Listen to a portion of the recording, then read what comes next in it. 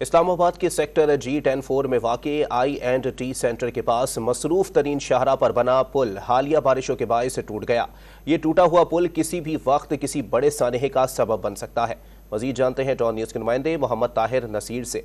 ताहिर, बताइएगा पुल पर कितनी लागत आई थी और क्या CDA ने अभी तक कोई मरम्मत का काम शुरू किया है? करोड़ रुपए से जायद लागत से तैयार होने वाला G10-4 I&T सेंटर का ब्रिज हालिया बारिशों के वजह से टूट फूट का शिकार हो चुका है। इस कदर नाकस मटेरियल इस्तेमाल किया गया है।